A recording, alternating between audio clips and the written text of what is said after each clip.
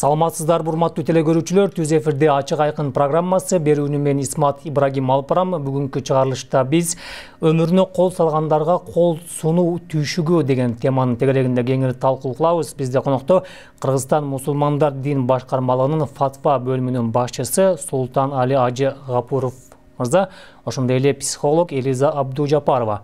Урматтуу коноктор, чоң рахмат сиздерге убактыңыздарды бөлүп атайын эфирибизге келип бергениңиздер үчүн алдын ала ыраазычылык билдирем. Ошондой эле биз эфирибизге өзгөчө кырдаалдар министрлигинен дагы атайын өкүлдү чакырганбыз. Тилекке каршы биздин чыгарылышка аз убакыт калганда берүүгө келгенден баш тартты. Ал тараптан келгенде дагы биз ошол бул теманы кененирээк элге жеткирип бергенге жакшы мүмкүнчүлүк болмок.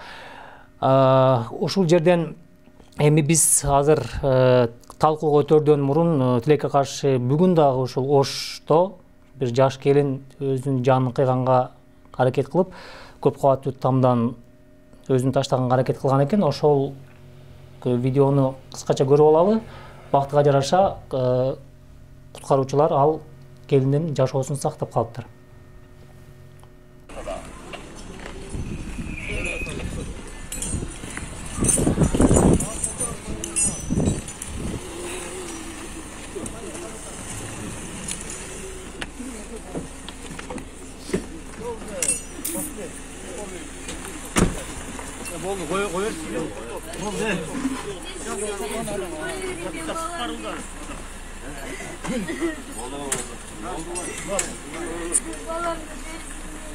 Балаңыз беретти, ошондой жол менен аласызбы аны,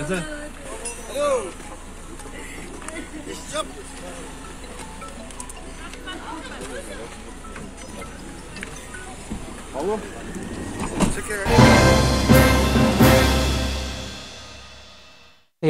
Бул окуя бүгүн кечке маал болгон окуя. Жаш келин ошол күйөөсү менен ажырашкан экен. Арасында 6 баласы болгон экен. Эң кичинекей баласы ушул сот күйөөсүнө калтыруу чечимин чыгаргандан кийин ушул өз жанын кыйганга аракет кылыптыр. 10-чу кабаттан өзү бой таштаганга. Анан ошондой көрүнүштөр тилекке каршы ошол жуманын ичинде аябай эле мындай коомду жанагы көп кайгыга салды десек да болот да. Негизи ушундай жанагы өмүрүн кыйоо, ошондой эле ошол көз жанын кандайдыр бир тоогейликтерге алып баруу эмнеден болуп атат биздин коомдо? Кандай жара бар? Агай, сизге суроо. Рахмат. Бисмиллахир-рахманир-рахим. Урматтуу телекөрүүчүлөр, бүгүнкү темабыз чындыгында өтө актуалдуу. Мына 2-3 күндөн бери бир үрөй учурган абалдар ар бир кишинин жүрөгүн оорутпай койбойт. Бул өз жанына кол салуу же өзгөнүн жанына кол салуу исламда чоң күнөө амалдардан болуп эсептелет. Албетте биздин коомдун, Кыргызстан элдеринин 80%дан ашык жашоочулары мусулмандар жашайбыз. Мусулман чөйрөсүнө, мусулман элдерине, исламды тутунган, Аллахты жалгыз деп билген инсандар үчүн өзгөнүн жанына кол салган кандай чоң күнөө, кечирилгис күнөө болсо, өз жанына кол салган дагы ошондой чоң күнөө экенине биз ынанып, жана ошого амал кылып жашоого милдеттүүбүз да. Тилекке каршы кээ бир учурларда ар кандай бир көйгөйлөрдүн негизинде же бир болор болбос келишпөөчүлүктөрдүн негизинде, кыскасы кишинин өмүрүнө тете келбей турган проблеманын негизинде кээ бир айрыкча жаштарыбызда көп нерсе катталып атат. Ошондой учурлар үрөй учурган жагымсыз абалдар болуп калып атат. Албетте бул исламда өтө караланган чоң күнөөлөрдөн болуп эсептелет. Себеби биз ойлойбуз, мен жашап атам, бул мен өзүммүн деп ойлойбуз. Жок, андай эмес. Аллах субханаху ва таала бизге жанды аманат кылып берген. Биздин жаныбыз Аллахтык экендигиге кайдыгер карап же кыянаттык кылбашыбыз керек. Эгер биз кайсы бир инсан өз жанына кыянаттык кылса, бул Аллахтын ошого берген неаматына, Аллахтын мүлкүнө кыянат кылды деген маани келип чыгат. Ошо. Агай, бул сизге бул темага кайтабыз сиздин сөзүңүзгө. Келизай мына мурда күн өспүрүмдөр арасында болду дедик. Бүгүн чоң эле келин өзүнүн жанын кыйганга аракет кылды. Аялдар десек эркектердин арасында дагы бар, кичинекей балдар десек чоң кишилердин арасында деле жанын кыйгандар болуп атпайбы? Бул өзү жанагы биздин коомдогу кайсы социалдык көйгөй негизи? Кайсы жагына көбүрөөк мындай басым жасасак болот? Эмненин негизинде ушундай адам өз жанын тобокелге салып өлгөнгө чейин барып атат да? Саламатсыздарбы? Бул социалдык көйгөй негизи адамдардын жашоодогу баалуулуктарды билбегендигинен болуп атат да. Баалуулуктар деген жашоо бул өзү баалуулук да. Үй бүлө, достук деген сыяктуу эле жашоо бул өзү баалуулук. Акыркы учурдарда бул негизи суицид көбүнчө 14 жаштан 28 жашка чейинки жаш курактагыларда көбүрөөк катталуучу. Бул изилдөөлөрдүн негизинде. Бирок бара-бара бул андан жогорулап бара жатат да. Ошол бизде коомдогу адамдар абдан эгоист болуп калышты. Анан ошол эгоизмдин негизинде ушул жаман баягы өзүнүн жашоосуна өзү кол салуучулук келип чыгып атат да. Негизги суицид деген истинный, анан демонстративный болуп экиге бөлүнөт да. Бизде көбүнчө демонстративный бул в состоянии аффекта болуп кеткен өзүнө кол салуучулук көбүрөөк кездешип жатат да. Анткени эгер истинный болсо, аны адамдар байкаса болот. Алар же ошол тукумунда болгон, же болбосо ал уже мурдатан ошол заранее даярданып жүргөн нерсе да. Ал эми ошол социалдык көйгөй дегениңиз бул баалуулуктун уламдан улам төмөндөп баратышы. Демек биз жашоонун маңызын түшүнбөй жатабыз, Бул жерде дагы бир маселе бар, агай. Жана руханий жардылык деген аябай чоң көйгөй. Бул жанагы адамды чоң максаттарга жеткирген дагы, өлүмгө сүйрөгөн дагы ошол нерсе болуп атпайбы? Биздин бүгүнкү коомдо ошо руханий баалуулуктун деңгээли канчалык азыр? Албетте өтө туура баа берип жатасыз. Руханий жардылык биздин коомдо кенен. Бүгүнкү күндө ошол азыр мына ушу болуп аткан окуялардагы ошо биздин сиз белгилеп кеткендей руханий жардылыгыбыздын себебиден десек деле жаңылышпайбыз да. Себеби мына эжеке айтып өткөндөй коомдогу айрыкча жаштарыбыз, кийинки муундар өтө каттуу эгоисттикке берилип кетип жаткандыгын биз мындай тана алабыз да, эч ким аны жокко чыгара албайт. Себеби биз ата-энелер балдарыбызды өзүбүз ошентип тарбиялап жатабыз. Ал өзүбүздүн колубуз менен тарбияланып жатат. Балдар көңүлүнө эмнени кааласа, биз ошону сөзсүз түрдө жаратып берүүгө милдеттүүдөй мамиле кылып атабыз. Ошон үчүн ушунун негизинде келип, бир күн ошону жаратып бере албай калган учурда балдардын көңүлүнө ошо катуу тийип калып, ошо эгоизмдин себебинен ушул нерсеге барып аткан учурлар бар. Экинчиден, бул сабырсыздык, сабырдуулуктун кишиде азайганы же жоголгону, же ошонун сабырдуулуктун жоктугунун себебинен деп ойлоймун. Себеби Аллах Таала бизди, инсандарды жаратып, инналлаха ма'ас-сабирин, бирок Аллах Таала ошо инсандардын ичиден сабырдуулар Аллах Таала менен бирге болот деп атат да. Ошондуктан биз балдарыбыз болобу, кыздарыбыз болобу, үй бүлөбүз, жакындарыбыз, туугандарыбыз барына ар кандай учурда сабырдуулук менен жашоого мамиле кылуу, сабырдуулук менен ошо башка түшкөн нерсени өткөрүп жиберүүгө ар тараптан биз аракет кылууга бүгүнкү учурдун талабы бизде алып келип турат да. Түшүнүктүү. Бул жерде 2 күн мурун жана көп кабаттуу үйдөн секирип кеткен жаш жигиттин окуясын ала турган болсок, жана сүйгөн кызы сунушун четке каккандыгы үчүн жанын кыйды деп атат да. Бул жанагы өткөн мезгил, өспүрүм курак деп баа берип келип атышпайбы? Ушундай мезгилде, ушундай учурда ата менен эненин балага болгон мамилеси кандай болуш керек? Бизде ушул ата эне арасында ачыктык, жана ачык сүйлөшүү, ачык баарлашуунун деңгээли канчалык биздин коомдо өзү? Ата эне менен бала абдан жакын болуш керек. Баланын ар бир кыялын, ар бир ичинде болуп жаткан нерсесин ата менен эне билиш керек. А бирок бизде жашоонун шартына байланыштуу эртең менен ата энеси жумушка кетет, балдар кечке сабакка барат келет, кечкисин эле жолугушат да. Анан кечкисин жолукканда баягы үйдөгү проблемалар менен, үйдөгү үй оокаты менен бала менен байланышуу деле болбойт.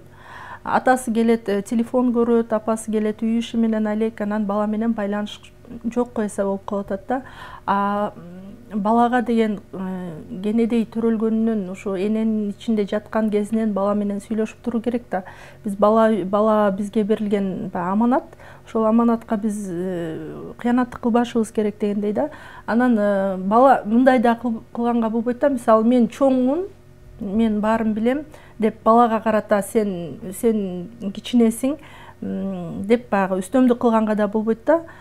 Бала менен балага дос да болушуң керек, ата да болушуң керек, эне да болушуң керек, мугалим да болушуң керек да. Ошону бизде түшүнбөй жатпайбы, анан дос болот экен десе эле таптакыр эле, жана кыргызда сөз бар го, энеси болушактын кызы баласы ыйлак дегенчи. Азыр бизде ошондой болуп калды да. Балага кичине катуураак башка адам жаман сүйлөп же урушуп тилдеп койсо, аны менен барып баланын көзүнчө урушат да. Ал баягы мугалимдин же жана башка адамдын авторитетин түшүрүп атат баланын көзүнчөчү. Бала ойлоп калат, мамам менин көзүмчө урушту, мен деле буга ошондой мамиле кылсам болот. Но при этом өздөрү баласы менен ачык айкын эч качан сүйлөшкөн эмес. Анын ичинде эмне болуп атат, ошол эле телефондон эмнени көрүп атат, эмнени ойноп атат. Ата эненин иши да жок. Алар бирдеме болсо мен телефонуңду көрүп турчу деп коет да. Анан баягы сөзсүз түрдө бул эң биринчи үй бүлө деген баалуулуктун эң биринчи кадамы ошол эне, ата, бала бул чогуу бир эме да. Анан алар өтө жакын связьда болуш керек да, өтө жакын катнашта болуш керек. Үйдө проблема болсо дагы аны дагы баладан жашырбаш керек, аны дагы билдирип туруу керек. Бала дагы ошол эмени ата энесинин баскан тепкич менен анан бала чоңоюп ошондон тажрыйба алат. Анан биз өзүбүздүн проблеманы катып алып өзүнчө атасы менен сүйлөшүп, анан баланы жашырып өзүнчө коюп телефон ойноп турусу, ал бул бала менен байланыштын жоктугу деп эсептесек. Бул жерде буга чейин жанагы техника, телефон өнүккөнгө чейин жанагы балдар балдардын арасында жана өз ара түнт болгон көрүнүштөр жана өзү менен өзү боло турган болсо, азыр ошол технологияга багытталып кетпедиби, сиңишип кетпедиби? Анан бул жерде ушул өспүрүм куракта бала сүйлөбөй, атасы менен апасына көп кабагын ачпай, ушундай түнт абалда болуп калганда, ушул ата ушундай учурларда агай кандай кырдаалдан кандай чыгыш керек? Ата же кыз болсо эне? Бул нерсени мына эжекейибиз психолог айым аябай жакшы маселеге токтолуп кетти. Ошо үй бүлөдө болуп аткан жакшы жана орто жана бир проблема абалдарды ошо үй бүлөдө жашап аткан балдар да билиш керек да. Анан кызың өзүнүн бөлмөсүндө, эки балаң өздөрүнүн бөлмөсүндө, анан үй бүлөдө эмне болуп атат, жашоо кандай болуп атат, кандай шарттар бизди түйшөлтүп атат, же кандай жакшы акыбалдарыбыз бар деген нерсени ушу чай үстүндө сүйлөшсө, балдар ошону укса, ошону туйса, ошол сезим менен жашаса, ошондо ата эне менен балдардын ортосундагы баарлашуу, бири-бирини түшүнүү деген сезимдер пайда болот деп мен жеке ойлойм да. Бүгүнкү күндө ар бирине бирден бөлмө кылып берип, ал бөлмөнүн ичинде колунда дүйнөнү кармап турган бардык маалыматтар бар телефон турат. Ал кайсы жакта жүргөнүн эч ким билбейт. Бөлмөсүндө болсо деле. Ошондуктан ушул нерсе биздин балдардын ата энеге болгон, коомго болгон, мамлекетке болгон сүйүүсүн жана ошого болгон мындай жакшы мамилесин үзүп коюп жаткандыгы байкалып атат да. Сиз жана жамааттык турмушту укту белгилеп кеттиңиз да. Бул жердечи биз дагы биз 7-8 бала болуп чоңойдук үйдө. Бир эле бөлмөдө жатып, бир эле бөлмөдө тамактанып, бир эле бөлмөдө жүдөп калкап чоңойдук да. Азыр канчалык шарт түзүлгөн сайын ошончолук көйгөйлөр да көбөйүп кетип атпайбы? Ушул жерде ушул жамааттык турмушту кайтаруу үчүн, жамааттык жашоо символун кайра калыбына келтириш үчүн ата менен эненин милдети, ошондой эле балдардын эмеси вазифасы кандай болуш керек? Мага айтып атасыз. Ата менен эненин милдети кандай болуш керек? Ата менен эне баланы жараттыбы, ал бала өз алдынча жашоого кетмейинче, алар ошол балага эме да, ошол баланы карап жүрүш керек, үйрөтүш керек, Анан биринчи мындай сөз бар да, сен өзүң баланы тарбиялаба, өзүңдү тарбияла дегенчи. Бала анткени сен күзгүсүң. Бала сени карап туруп, анан сени туурайт деген сөз да. Анан ошодон атасы менен энеси өздөрү өз алдынча сүйлөшпөсө, чогуу сүйлөшпөсө, папасы, атасы телефон көрүп жатса, анан баласына сен телефон ойнобо, тиги сабак оку десе, бала ойлойт да, атам деле отурбайбы мага эмне депчи.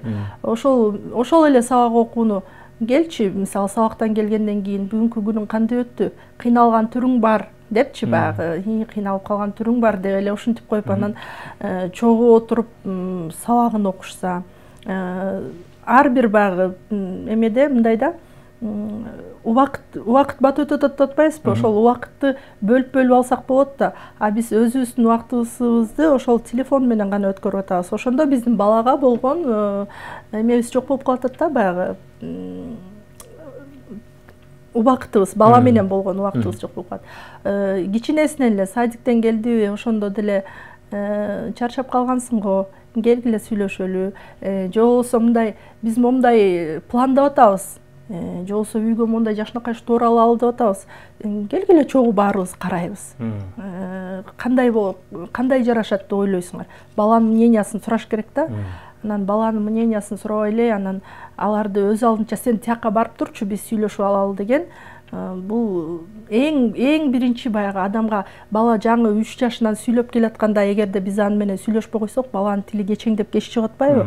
Ошол сыяктуу эле бала менен дагы ар дайым кандай ситуацияда болсо дагы ошол бала убакыт сурап атканда, ошол убакытты бөлүп туруп сүйлөшүү да, баарлашуу бул эң бала менен ата эненин болгон ачкыч кулпусу деп айтсам болот да. Ушул жерде мен бир нерсени байкап жүрөм, өзүбүздүн жакын эле туугандардын ичинен, жанагы мындай түшүнүк бар эмес бизде, ата үй бүлөдө авторитет болуш керек, бала коркуп сүрдөнүп туруш керек деген да түшүнүк бар да. Ошондой тарбия менен чоңоюп азыр эрезеге жеткен жигит атасы менен сүйлөшпөй калды. Болгон оюн апасына айтышат. Анан азыр чоңойгондон кийин атасы ошол мурунку жасаган мамилесине өкүнүп турат да. Ушундай жолго барбаш үчүн жана ата бир убакта сүрдүү да, бир убакта мугалим да, бир убакта устат да, бир убакта тарбиячы да болуш үчүн ата өзүн кантип тарбиялаш керек? Кайсы? Аны үчүн супер ата болуш керек. Супер ата аз эле кишилер боло алат да. Бир учурда мугалим, бир учурда ага дос. Бул нерсени ар бир эле өзүбүз деле коомдо жашап атабыз, ар бир эле ата кыла албайт бул нерсени. Бирок мен ошо ата деген авторитет болбосо дагы ошо үй бүлөнүн башчысы катары. Ошо атадан балдар кичине айыгып, атам укса капа болот, же мага катуураак айтып коюшу мүмкүн. Ушул кылып аткан ишимди атам укса мени капа кылышы мүмкүн деп кичине атадан сескенип турганы бул балага мен ойлойм жакшы тарбия болот деп ойлойм. Анан ата деле, апа деле өтө эле мындай ачыкташып бала менен болуп кеткенде, анда деле көп жакшылык, ийгилик болбойт деп ойлойм да. Демек салмактуулукту кармаш керек. Салмактуулукту кармаш керек. Анан бул нерселер жакшы, бирок жокоруда айтылгандай биздин аталар, биздин апалар көпчүлүгү бүгүн миграцияда жүрүп атат. Балдардын тарбиясыга бир жылда бир күндө карай албай калган учурлар болуп атат да, эми шартка байланыштуучу. Анан кийин чоң атанын колунда калып атат, же бир туугандын колунда калып атат, чоң эненин колунда калып атат. Эми ар бир киши балдарын өзү тарбиялаганы жакшы. Бир күн болсо да балаң сен менен бирге болсо, ага болгон ата эненин мээрими, ал деле ата энесинин мындай жашоосун, психологиясын түшүнүп чоңоет да бала. Анан кийин бала төрөлдү, 1 жашар болбой апасы Россияга кетип 4 жаш болгондо келип калса, бир чоочун эле бир киши келгендей болот да үйүнө. Аны айткан деле аткарып жарытпайт да тиги балачы, чоңойсо деле. Адам мээрим деле жок болуп калат. Ушундай абалдар деле бул өзүнүн терс таасирин берип аткандай да. Келизай, мына ушул суицидке баргандардын жаш эмелери, ченемдери деп коелу, чоң кишилер дагы көз жанын кыйып атпайбы? Алар жаштарга салыштырмалуу турмуш көрдү, тажрыйба алуу дегендейчи. Аларда кандай маселе болушу мүмкүн? Аларда бул айтып атпаймынбы, жана башында айтып кетпедимби? Бул же баягы состояние аффекта, көбүнчө суицидтерге кимдер учурайт? Ушундай баягы депрессияга түшүп калган адамдар, наркомандар, баягы ичкен адамдар, арак көп ичкен адамдар. Анан ошол жанында досу жок, баягы проблемасын айтайын десе ууга билчү адамы жок адамдар выход көрбөйт да, баягы каяка барар, бияка барса деле туңгуюк, бияка барса деле туңгуюк, анан айла жок, мен андан көрө ушул жашоодон жок болоюнчу дегендер учурайт да. Анан ошондуктан баягы бала болобу, адам болобу, чоң адам болобу, чоң адам деле ар бир адамдын ичинде балалык жашайт да, бала кыял жашайт да. Ошол мезгилде ошол чоң адамдар баягы туңгуюктан чыга албай калгандан анан ошол жака кетип аткан. Ал эгерде бул эме болсо, мисалы состояние аффекта болсо, анда жанында киши жок болуп калса, анда биз жардам бере албай калса, эгер жанында киши бар болгон болсо, ал кишиге баягы жөн элечи сен азыр мындай болот, анан тигиндей болот деп айткандын ордуна келчи ачык сүйлөшөлү. Балким мага айтчу сөзүң бардыр дейбиз да. А эгер кээ биркилер бар, мурунтадан ойлонуп жүргөн, жашоосу ушунчалык татаал болуп, мурунтадан ойлонуп жүргөндөр бар. Аларды жакын адамдары менен сүйлөшкөндө, достору менен сүйлөшкөндө байкап коюш керек да. Булар өлүм тууралуу көп айтышат. Анан мени кечирип кой, бар менен баягы мен сен менен сүйлөшүп алайын дедим акыркы жолу деген сыяктуу сөздөр сөзсүз бул 1 ай мурун болсо дагы, 2 ай мурун болсо дагы 2-3 жолу айтылган болот да. Ошону байкап туруш, ушу жакын адамыбыздын эмне болуп атканын биз байкап коюш керек да. Биз жашоонун агымы менен монтип эле жуулунуп кетебиз, жаныбыздагы эмне болуп атканын да билбейбиз да. Ошондуктан баягы ар адам деген бул адам деген баарынан жаратылышта айырмаланып турган жандыктан, анан ошон үчүн адамга адам керек. Ошон үчүн ар дайым бири-бирибиз менен баягы сүйлөшүп туралычы деген эме да. А эгерде бала болуп калса, балдарга ата эне деген ошону сүйөрүн, ошо баланы жакшы көрөрүн ар дайым билгизип туруш керек да. Биз кээде болот, балабызды бир мен сени жакшы көрөм деп айткысы келбейт да.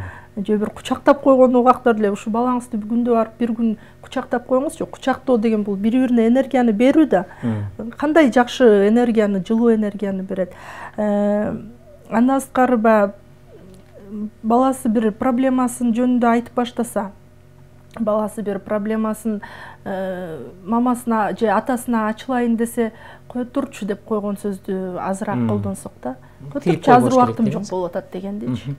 Бул жерде агай көпчүлүк жанагы суицидке барган убактарда угуп калабыз да, коомчулукта бул кишиге жин кирип кетиптир деген сөз бар да, көп талкууда жүрөт ушул нерсечи. Динде кандай, бул чынбы ушундай? Ооба. Барбы? Ооба. Эми суицидке баруунун толук пайыздуу бул ушул жин киргенден дегенден алысмын. Бирок бул биздин жашообузда бар нерсе. Биз сыяктуу эле жашашат. Аллах субханаху ва таала инсандар менен жиндерди мен өзүмө ибадат кылуу үчүн жараттым деп Аллах таала бизге Кур'анда кабар берген. Алар деле бизге окшоп эркек аял болуп, мусулман эмес болуп, ушу биздин коомдо инсандар кандай жашаса, жиндер деле ушундай жашоо менен жашашат. Бирок алардын жашоосу бизге көрүнбөйт. Кээ бир учурларда мындай мусорлар бар жерлерде, күл төгүлгөн жерлерде, көңдөр бар жерлерде, кыскасындай балитыраак жерлерде ушулардын корогу болот, жашаган жери болот. Ушундай жерлерден биз балдарыбызды оулагыраак кармап, ошо жаштайдан ушундай жерлерден абайлагыла деген талим тарбияны берсек, бул жакшы болот. Себеби булардын жашоосу бар. Кээ бир учурда алардын дагы ар кандай пейилдүүлөрү болот да, характери ар кандайлар болот. Кээ бир учурда аларды ошо васваса деп азгырып, аларды ошондой бир өзүнүн жанын кыйдырууга, же бирөөнүн жанын кыюуга, же болбосо бир мындай коомго терс көрүнө турган абалдарды жасап коюуга, ошолор түрткү болуп калган учурлар бул бар нерсе, исламда каралган нерсе. Алдын алсак болобу? Кантип сактап калабыз эгер ушундай учурларда?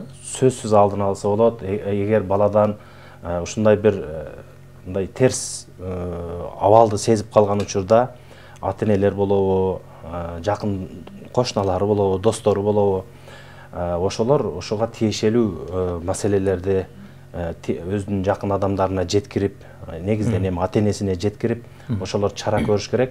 Анын чарасы ошолдон кутулуш үчүн мындай динге байланышкан амалдарды жасаш керек болот. Окуп дем салып, ошолор менен кутулуп кеткенге мүмкүнчүлүктөр бар да. Ошону учурунда байкап калган учурунда кайдыгер мамиледе жүрүп, көп жүрүп калбаш керек. Ал башталганда эле ошол күндө эле аны неметип кое албайт. Бир кандайдыр бир убакыт өткөндөн кийин ушундай бир терс абалга жеткирип коюшу мүмкүн, бирок ошону сезгенден баштап эле Кудайга шүгүр, мына молдокелерибиз бар, ошолорго дем салдырып, Куран бардык нерсеге шифа болот, бардык нерсени ордуна келтире турган нерсе болот. Куран менен биз жашасак, эгер бардык талаптагыдай жашасак, иншалла бардык абалдарыбыз жакшы болот. Ошондуктан биз Куранга ошол учурда дагы кайрылсак, Аллах шифасын өзү берет да. Бул жерде кечээ күнкү кырсыкта коомчулукта аябай өзгөчө кырдаалдар министрлигине аябай катуу сындар айтылды. Силер 5 сааттап карап туруп ошол баланын өмүрүн сактап кала алган жоксуңар деген аябай катуу билдирүүлөр болду да. Элизайым ошол адамдын өмүрүн сактап калууда техникалык коопсуздук, техникалык чаралар, техникалык жанагы аракеттер деп коелу. Сактап кала алабы эле кечээки көрүнүштү? Сиз кандай техникалык ошончо эгерде ал жерде мен окуганым байланыштуу министрлигинин атайын психологдору да иштешти да. Бирок тилекке каршы куткарып кала албады. Куткарып кала алган жок. Ооба. Ал адам өзүнө жакын жолотпой койду деп атышпайбы? Алар дагы балким ойлошту болуш керек. Мен ушинтип ойлойм да, эгерде алар баягы жанына жакындап барганында ал баары бир секирип кетмек депчи. Анан жанагы батут коюп койсо болмок, мынтип койсо болмок, бирок ошончо бийиктиктен деле батут аны сактап деле калмак эмес го деп ойлойм. Эми мен баягы өзгөчө кырдаалдарда иштебейм, ошондуктан бул менин жеке оюм да. Анан эгерде 5 сааттан бери, если ал баланы если не уговорили, значит ал бала деген ал осознанно эле, ал заранее ойлонуп, мен баары бир бул эмеден даже атасы менен сүйлөштү деп атышабы, ал значит осознанно эле мен мындан ары балким анын жалгыз гана сүйлөшкөн кыз эмес, андан башка дагы проблемалар бар болгондур. Ошол аны түшүнбөй жаткан нерселер болгондур. Эми биз ал бунун баары туңгуюк, биз ал жерде болгон жокпуз, көргөн жокпуз. Бул жөн эле баягы эмелер да, тиги божомолдор да. Анан ошол жерде клиникалык психологдор да иштеди. Анан иштегенде деле 8-кабатта тиги психологдор жерде турду да. Анан баары бир байланыш алыста болду да. Ал билбейм эми аны. Демек бул кырсык жанагы коомдогу түнт абал десек болот да. Мектеп бар, бала бакча бар, жогорку окуу жайлары бар.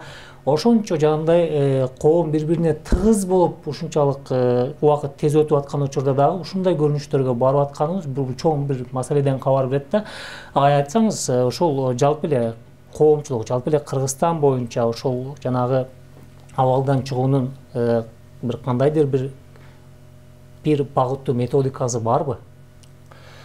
Албетте, бул нерсени сиз өзүңүз сөзүңүздүн башында жакшы айтып өттүңүз.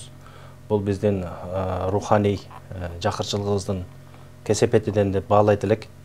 Мына Кудай буйруп, мектептерге, биздин окуу жайларга бир адеп ахлак сабактары, ошо диний сабактар бир баш багып калса, ошо балдарыбызды жаштайдан ушул нерселердин күнөө экендигини үйрөтүп барсак, бул тарбия менен бардык нерсе куралат. Тарбия бул өтө жашоодогу эң чоң ролду ойногон нерсе. Бул бардыгы биздин ошо руханий жакырчылыгыбыздан келип чыгып атат. Биз ошо диний кызматкерлер дагы, жалпы эл агартуучулар, мугалимдер дагы, журналисттер баарыбыз жапырт ошол талим тарбия жагына көбүрөөк көңүл бөлсөк, адеп ахлак жагына көбүрөөк көңүл бөлсөк, иншалла мындай бир жаман көрүнүштөрдөн оолак болот элек. Себеби пайгамбарыбыз саллаллаху алейхи вассалам акриму авладакум ва ахсину адабахум дейт да. Силер балдарыңарды урматтагыла, сыйлагыла, жакшы көргүлө, жана алардын адеп ахлактарына жакшы кылгыла, адеп ахлагына көңүл бөлгүлө, ошого эмгек кылгыла деп пайгамбарыбыз осуят кылган да. Ошондуктан ар бир ата эне үчүн балдары ыйык кымбат, бирок ыйык кымбат деп эле калбастан ошолордун адеп ахлагына биз көбүрөөк эмгек кылышыбыз керек деп ойлойм.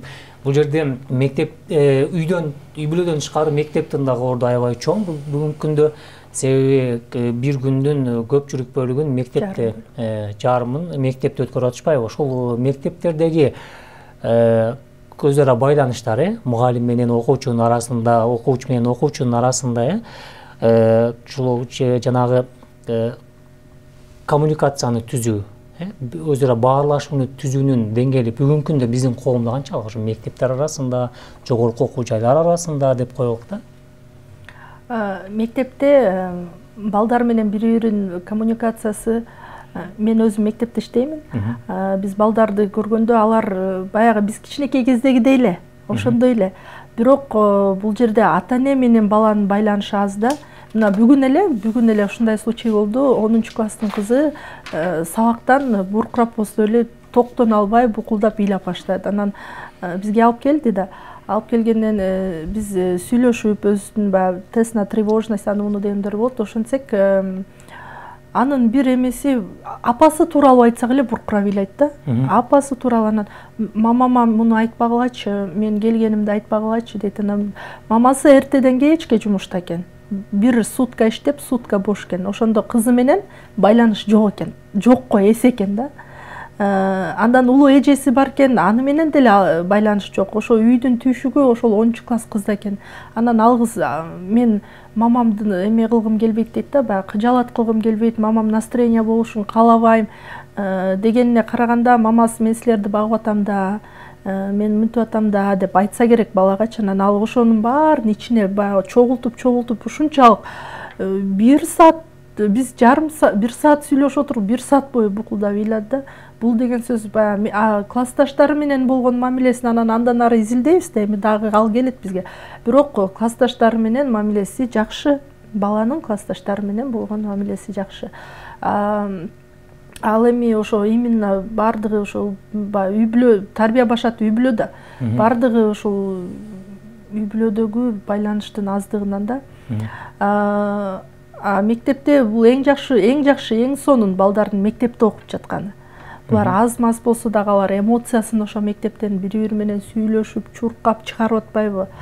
Баягы үйдө камалып отурса, анда Кудай сактасын, ошол кезде дагы суицидалдык абалдар именно ушул мектеп жашында балдар арасында көбөйүп кеткен. Анткени ата эне менен байланыш жок. Бул жерде көпчүлүк ата энелерден угуп калам, айрыкча балдар бир аз чоңоюп калгандар. Балдарыбызды башкара албай калдык, балдарыбызга сөзүбүз өтпөй калды. Кичине катуураак сүйлөсөң эле кайра көзүңө башкача жооп берет. Эмне кылам деп аябай баш каткан ата энелер бар да. Ушундай кырдаалдар айрыкча бул жанагы өспүрүм курагына жетип калыптыр. Мен эмне кылам деп баш катып, бизди азыр көрүп отурган көрүүчүлөр дагы бар да. Агай, кандай жол tutуш керек ушундай учурда? Албетте өзгөрүүнү эң биринчи өзүңдөн башла дейт да.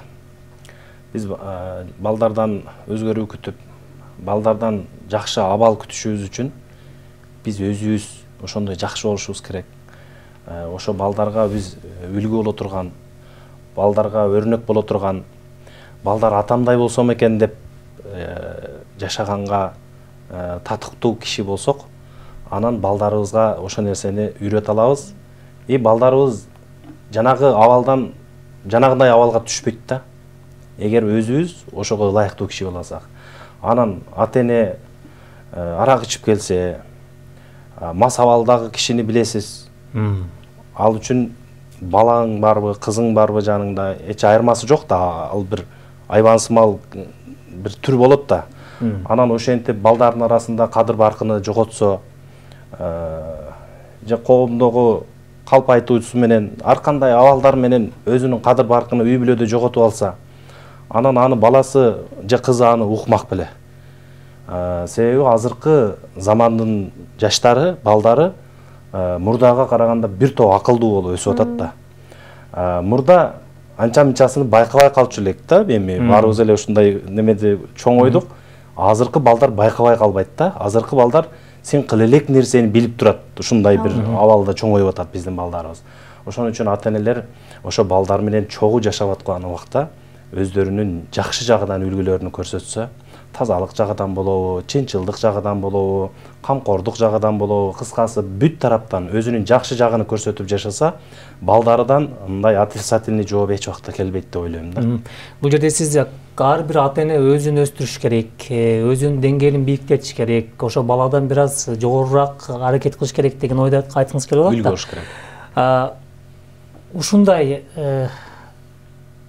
азыркы биздин ата-энелердин деңгээли кандай деп ойлойсуз? Азыр бизде ата-эненин деңгээли өзгөчө, кийинки жаш ата-энелердин деңгээли. Азыр быйыл мына бир акыркы 5 жылда тиги эмеге мектепке балдары барып калган ата-энелердин деңгээли, эмоционалдык абалы абдан дебейин, бирок баягы жогору эмес да, жогору эмес. Аларга сүйлөсөң эле сөзсүз агрессивдүү жооп берет. Мектепке мугалимге карата агрессиясын баланын көзүнчө көрсөтөт да, именно баланын көзүнчө. Мугалимге баланын көзүнчө сен агрессияңды көргөзсөң, мугалимди бала сыйлайбы? Жок, сыйлабайт да. Мен айтпадымбы жанагындай, күзгү да ата-энечи, күзгү бала деген мынтип күзгүнү карап биз өзүбүздү көргөндө эле ата-энени карап туруп алып ошону кылып атпайбы? Анан азыр мондай саморазвитие деп коет, ушундай тиги бизнес, анан психологиялык жактан интернеттен мындай деле аябай окушат, бирок ошол окууну жашоодо эч ким колдонбойт да, эч ким колдонбойт. Наоборот, тескерисин кылышат эмнегедирчи. Болбосо кандай курстарга барбасаң, аялдар, особенно энелер жүрүшөт. Мен особенно жана психологиялык курстарда, өзүн өзү өстүрүү курстарында жүрүшөт. Бирок аны эч качан жашоосунда бир 30% колдонсо, 70% колдонбойт да. Анан сиз айткан деңгээлди мен жогору же төмөн деп айтсам, элдер таанып калат, бирок жогору, өтө жогору эмес.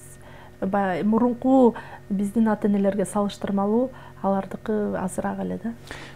Агай, ушул абал тилекке каршы мына жашоо агым аябай тездешкен сайын ушул көйгөй дагы аябай өсүп атат да. Ошол нерсени азайтуу үчүн же болбосо болтурбоо үчүн биз көзүбүздү кандай тартиптер менен кармап жүрүшүбүз керек? Биз жашообуз кандай болбосун, жашыбыз кандай болбосун,